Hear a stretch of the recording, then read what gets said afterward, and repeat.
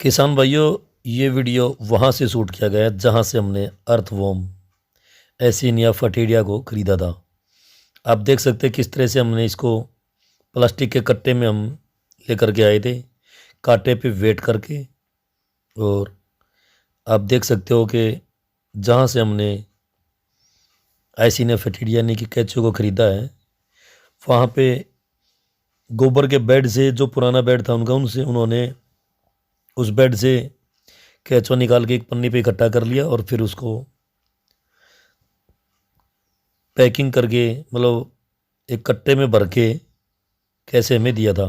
इसके अंदर आप देख सकते हैं कि अर्थवॉर्म की मात्रा कितनी ज़्यादा है। अर्थवॉर्म हम केंचुए को बोलते हैं।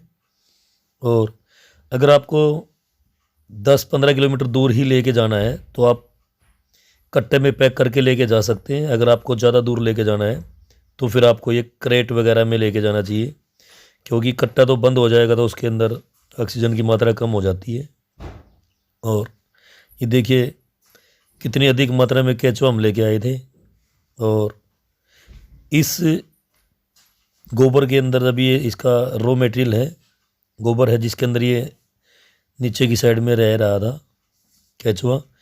इसके अंदर छोटे छोटे केंचुए और बहुत सारे अंडे भी हैं। ये वैसे ही 1-1.5 महीने में डबल हो जाने वाला है हमारे खेत के अंदर जाके, हमारे फार्म पे जाके। तो दोस्तों, हमने भी शुरुआत की है एक छोटे से वर्मी कंपोस्ट फार्म की।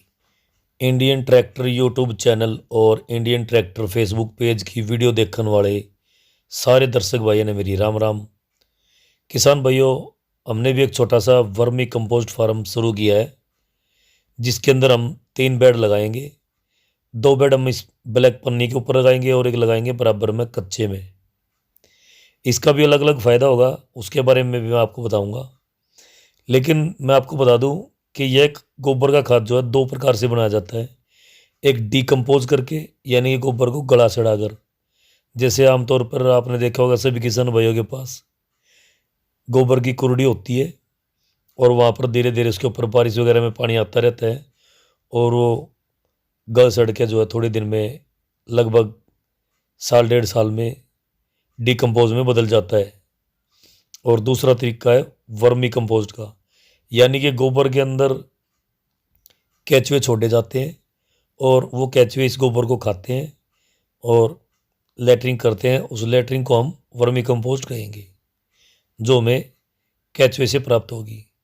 और गोबर को खाद में बदलने के लिए, यानी कि वर्मी कंपोस्ट में बदलने के लिए आइसिनिया फैटिडिया, शायद मेरा थोड़ा सा उच्चारण गलत हो सकता है, तो इस वैरायटी का इसके अंदर केंचुआ छोड़ा जाता है और वो केंचुआ इस गोबर को खाता है और लेटरिंग करता है। गोबर डालते टाइम आपको ये ध्यान रखना है कि गोबर ज़्यादा गर्म ना हो। जैसे मैंने अभी हाथ लगाकर चेक किया था, अगर आपको लगता है कि आपका गोबर गर्म है तो उसके अंदर पानी डालें 2-3 दिन और उसके बाद ही केंचुआ छोड़े। लेकिन मैं आपको बता दूं कि सर्दी के अंदर आप गोबर का ऐसे बेड बना करके 2 या 3 दिन के बाद उसके अंदर केंचुआ छोड़ सकते हो। 2-3 दिन लगातार पानी दो उसको, उसका टेम्परेचर इतने ठंडे मौसम में आराम से ठंडा हो जाएगा। तो भाई ये बेड में 2 बेड मैंने 1 दिन लगाए थे और 1 बेड लगाया मैंने 3-4 दिन के बाद, क्योंकि आप लोगों के लिए वीडियो बनाने के लिए भी मुझे बाहर जाना होता है। तब तक के लिए गोबर थोड़ा सा सूख गया था। लेकिन जैसे अब धुंध पड़ रही है भाई, सर्दी का मौसम है जनवरी महीने में, तो गोबर के अंदर ज़्यादा हीट नहीं होती। तो आप गोबर को सीधे बेड पे ही डाल करके और 2-3 दिन पानी डाल के उसके बाद उसके ऊपर केंचुआ छोड़ सकते हो। जैसे आप देख सकते हो अभी मैं केंचुआ लेके आ चुका हूँ। और केंचुआ लेके आने का तरीका भी अपना औरों से अलग था भाई। हम जो है प्लास्टिक के कट्टे के अंदर केंचुआ डाल के लेके आए हैं दूसरे वर्मी कंपोस्ट फार्म से, क्योंकि हमने मात्र 15 किलोमीटर दूर से ही केंचुआ लेके आना था। अगर आपको 100-150 किलोमीटर दूर से लेके आना है तो आप क्रेट वगैरह में लेके आए, उसके अंदर कपड़ा डाल के, ताकि आपका केंचुआ बाहर ना जाए और क्रेट के अंदर उसको आराम से ऑक्सीजन मिलती रहे। लेकिन हम कट्टे के अंदर लेके आए थे, प्लास्टिक के कट्टे के अंदर, चीनी का कट्टा हो या यूरिया डीएपी खाद का कट्टा हो, लेकिन वाश किया हो अच्छे से, उसके अंदर चीनी की स्मेल या फिर खाद की स्मेल नहीं होनी चाहिए। तो ऐसे कट्टे के अंदर आप लेकर के आ सकते हैं। जैसे आप देखोगे मेरे पीछे रखे हुए हैं 4-5 कट्टे रखे हुए हैं। मैं जो है आइसिनिया फेटिडिया के केचुए लेकर के आया हूँ और आपके सामने छोड़ रहा हूँ। और आपको एक बात का और विशेष ध्यान रखना है, जैसे कट्टे से मैंने निकाला है तो कुछ केचुए कट्टे की परत पर चिपक जाते हैं, जैसे कि मैं आपको अभी दिखा रहा था। तो इन केचुओं को भी आपने कट्टे को बाहर नहीं फेंकना है, कट्टे को उल्टा करके और अपने बेड के ऊपर रख दो। कुछ टाइम के बाद ये छोटे छोटे जो केचुए या फिर बड़े साइज़ के भी इसके ऊपर चिपके हुए हैं, वो केचुए जो आपके बेड के अंदर चले जाएंगे। इस बात का आपको विशेष ध्यान रखना है कि बेड में बिल्कुल भी गर्मी ना हो।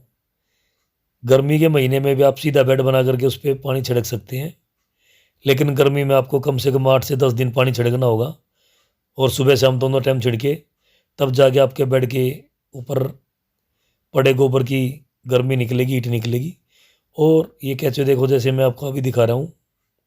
शुरू में दोस्तों इसको हाथ लगाते हुए मुझे भी घिन आती थी, गिलान महसूस होती थी, लेकिन धीरे धीरे मैंने आपको अपने आप को इसके अंदर जो है ढाल लिया है। और आप देख सकते हो मैं कैसे केचुए अपने हाथ पे रख सकता हूँ, कैसे इनको पकड़ के अलग अलग कर सकता हूँ। अगर आपको वर्मी कंपोस्ट का काम शुरू करना है तो केचुए से घिन आपको दूर करनी पड़ेगी। अगर आपको घिन आती है, गोबर से बदबू आती है, तो आप ये काम बिल्कुल ना करें। और अगर आप इस काम से पैसा कमाना चाहते हैं तो घिन महसूस ना करें, बदबू महसूस ना करें, क्योंकि हम खेती बाड़ी से जुड़े हुए हैं। शायद किसी भी किसान भाई को गोबर से बदबू ना आए, क्योंकि हम बचपन से ही इस चीज़ से जुड़े हुए हैं। और गोबर की खाद बनाकर पैसे कमाना बहुत ही आसान है। आप इसे अपने खुद के खेत के लिए भी यूज कर सकते हैं और बिजनेस पर्पज से भी आप जो है वर्मी कंपोस्ट फार्म चला सकते हैं।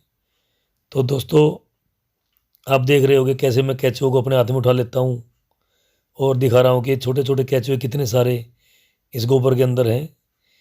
और एक बात और मैं अपने दोस्तों को कहना चाहूँगा, अपने फार्मर भाइयों को, कि बेड बना करके जब आप केचुआ छोड़ देते हैं तो उसको पराली से ज़रूर ढक दें, ताकि कुछ पक्षियों की नज़र इनके ऊपर होती है खाने के लिए। अगर पक्षियों को पता लग गया तो वो आपके बेड के अंदर घुसेंगे, चोंच मारेंगे और आपका केचुआ निकाल के ले जाएंगे। जब आपके बेड के अंदर केचुआ ही नहीं होगा तो आपका खाद नहीं बनेगा। तो ऐसे पराली रख के हम इसके ऊपर आराम से पानी दे सकते हैं। और मैं अपने किसान भाइयों को बता दूं कि मात्र एक डंपर के अंदर से मैंने 3 बेड बनाए हैं और ये मेरे बेड लगभग 10 से 12 फीट लंबे हैं, यानी कि 30 फुट लंबे। तो जो और लोगों की वीडियो हम देखते थे उनसे हमें पता लगा है कि अभी 3 से 4 फीट के चौड़े एक बेड के अंदर और लंबाई के हिसाब से 1 फीट में 1 किलो केचुआ होना चाहिए। तो इस हिसाब से हमारे तीनों बेड लगा के लगभग जो है 30 से 35 फीट की लंबाई बनती है। उसके हिसाब से तो हमारे बेड के अंदर 30 से 35 किलो केचुआ होना चाहिए था, लेकिन इसके अंदर हमने जो है 1 क्विंटल पूरा 100 केजी केचुआ ला करके हमने इसके अंदर छोड़ा है किसान भाइयों। क्योंकि ये काम केचुए नहीं करना है, जितना ज़्यादा केचुआ होगा उतना ज़्यादा इसको जल्दी खाएगा और जल्दी फिनिश करेगा और जल्दी हमें खाद प्राप्त होगा। अगर कम केचुआ रखोगे तो वो प्रक्रिया आपकी 2 से 3 महीने में हो सकता है, 3.5 या 4 महीने भी लग जाए। लेकिन केचुआ ज़्यादा होने से वो जो है खाद आपका लगभग 1 महीने में तैयार हो जाएगा। और जब आप ऐसे कट्टे के अंदर ले गए या ट्रे के अंदर चादर लगा के ले गए तो उस चादर को या कट्टे को भाई बेड के ऊपर रख दे कुछ टाइम के लिए, ताकि आपका जो चिपका हुआ केचुआ है वो भी आसानी से जो है बेड के अंदर चला जाए। किसान भाइयों, बेड 2 तरीके से बनाए जाते हैं, एक पॉलीथीन के ऊपर और एक सीधा ज़मीन पर।